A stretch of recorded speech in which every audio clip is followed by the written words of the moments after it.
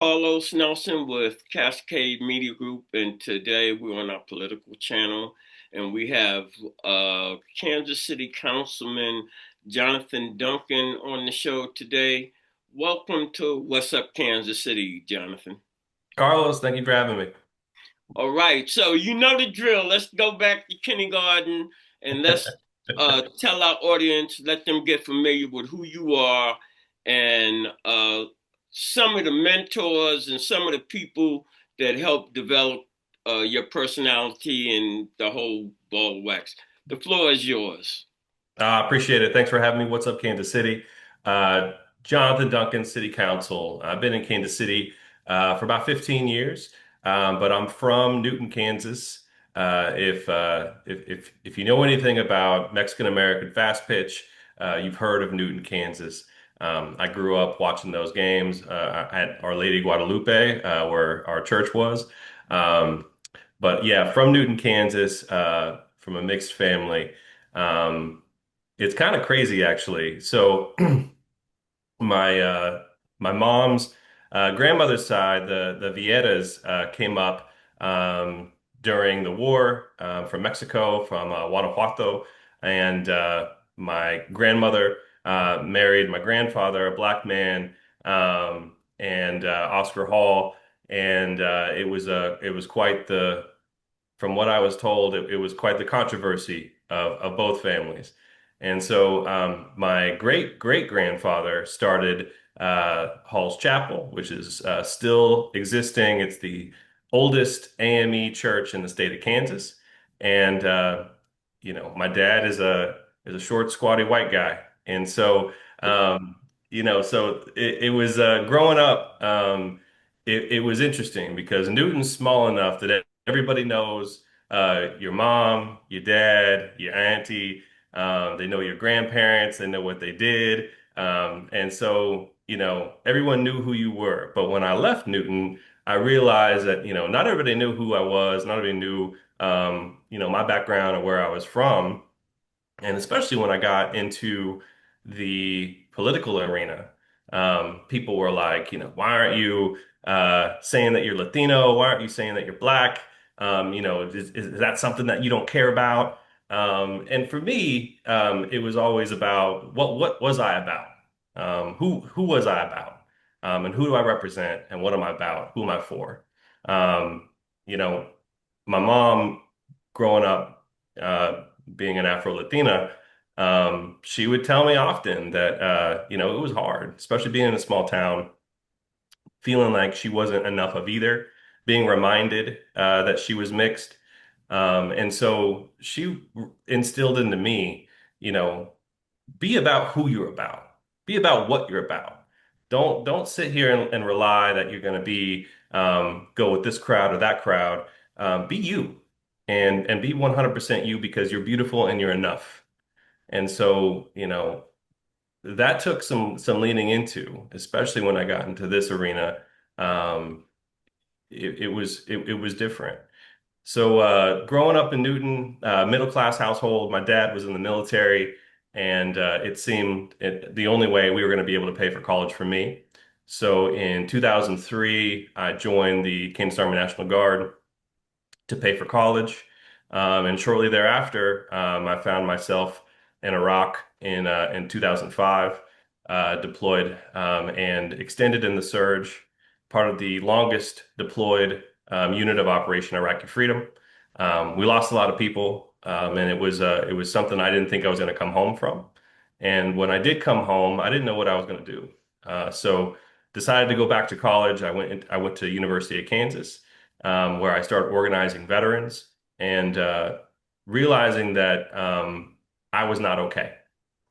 And had a conversation with a veteran buddy of mine who said, "Are you okay? Are you all right?" I said, "I'm fine." He said, "No, you're not." And without that conversation, I'm not here today. And it really informed what I'm about, who I'm about.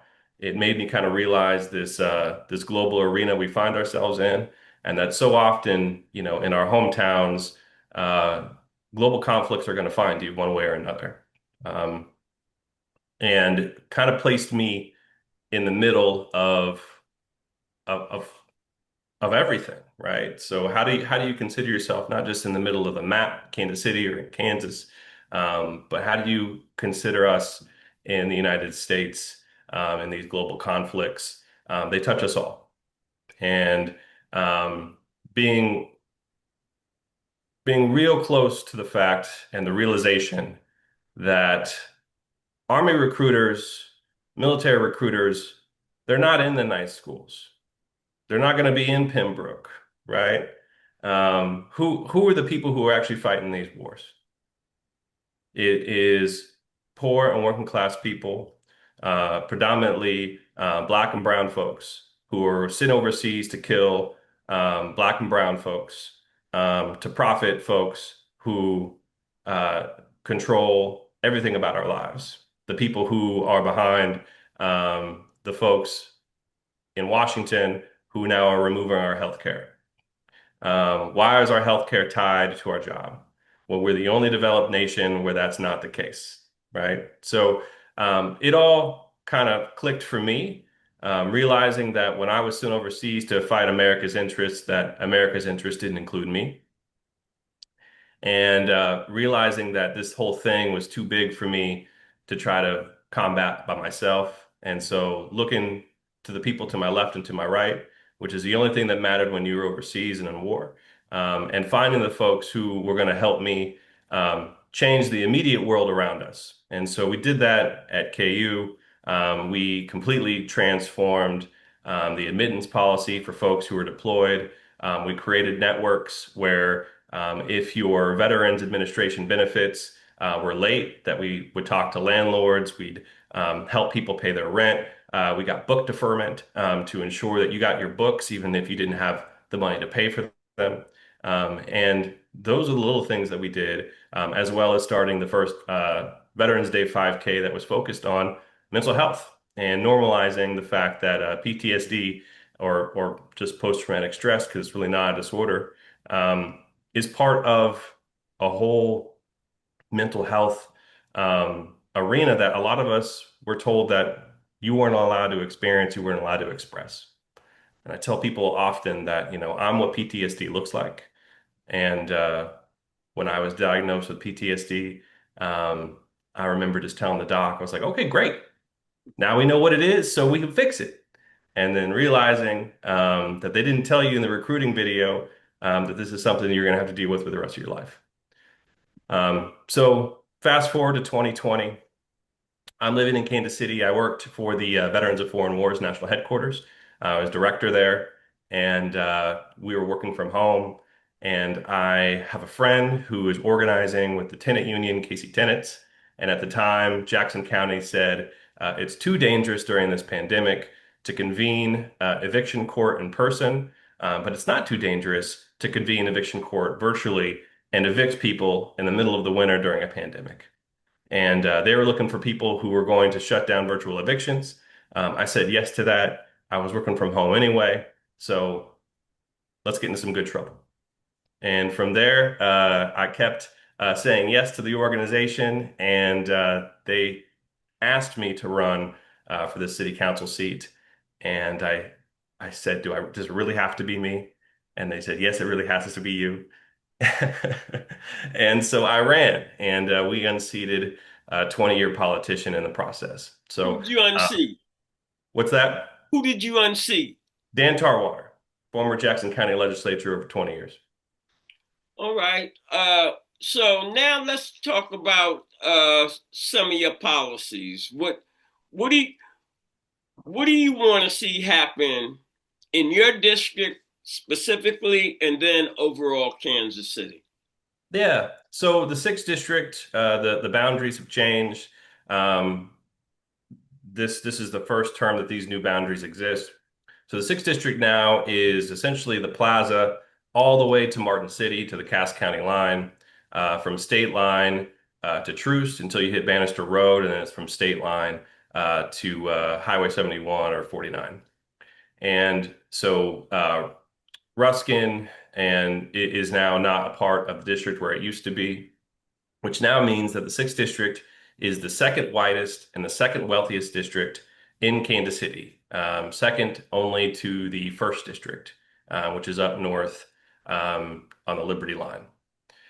And so a lot of the people who work in the Sixth District can't afford to live in the Sixth District. So how do we create more affordable housing in places where largely they say affordable housing is not supposed to be? And specifically, I'm talking about the plaza. The I sat on the request for proposal committee, which reviewed proposals to redevelop the plaza tennis courts. And the only proposal that I thought was fitting was the one that incorporated affordable housing into their model. All the rest of them said, well, affordable housing doesn't belong on the plaza. I disagree. We, every Affordable single housing belong everywhere. Thank you. Affordable housing belongs everywhere because poor and working class people belong everywhere. And this is just redlining by another name, in my view.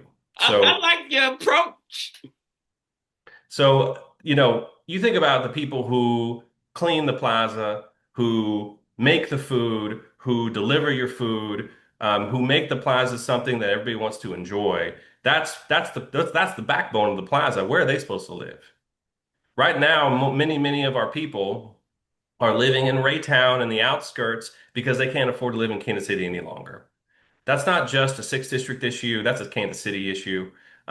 So I knocked doors for when the bond was up for a vote for the Housing Trust Fund, and proud of the amount of money that's been distributed. We got a long way to go, right? So we need to be looking at how do we increase affordability into our neighborhoods, especially those neighborhoods where they don't think that we belong, right? Do you And I think, think we do. cutting you Go off ahead. for a minute, do you think that the downtown council and the corporate community is really kicking in their fair share on education and other things that are very important to have a healthy and vibrant uh, overall city? I've spoken to the chamber, the Greater Kansas City Chamber. I've spoken to the downtown council when we're talking about housing, when we're talking about public safety, and actually treating people, not just jailing people. You see these community improvement districts come out of the woodwork to advocate for a jail and a temporary jail. But I've yet to see anyone speak up loudly to say, how are we going to treat people who keep getting churned in and out of our municipal detention facility, in and out of our jail, in and out of our court system? How are we going to house the people who actually make downtown livable? The people who are picking up the trash for the downtown council, where are they supposed to live?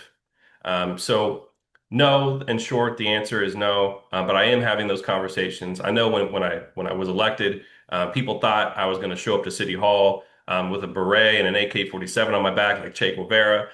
When they meet me, they're like, "Oh, well, he's not actually this radical that we thought." I am radical, but I don't think that it's radical to provide No, a you know, living hold it. Radical is normal now. 100%. Yeah, It no. shouldn't be radical to think that everybody deserves a place to live. It shouldn't be radical to think that everybody deserves their basic needs.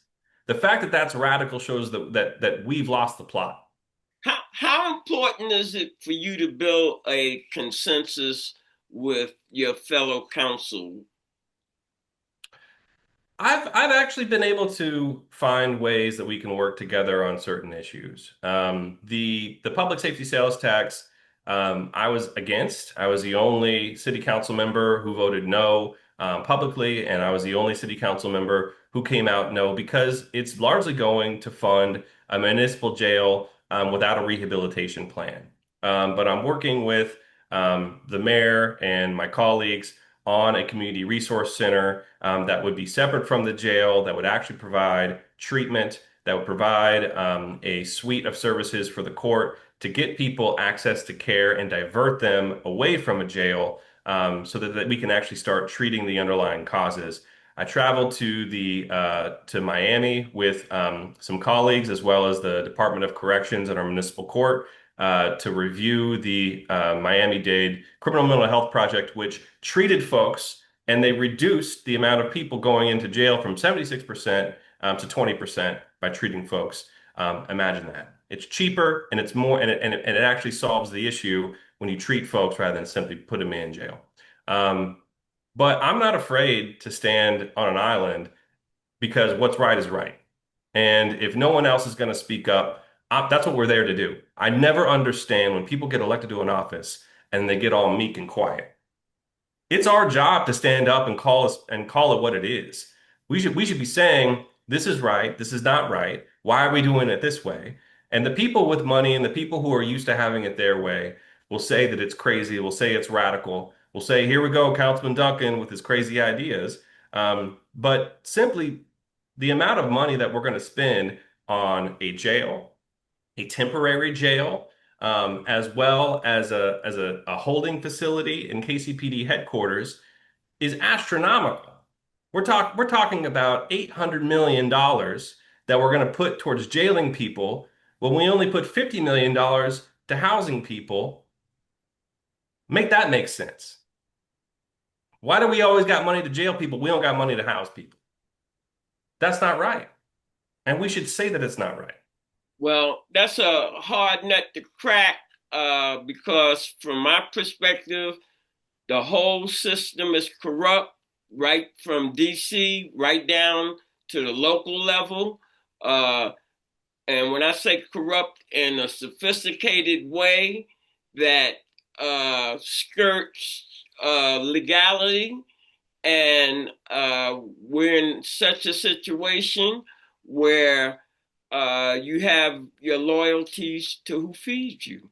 And the from a political standpoint, uh, corporate America has owned our political system.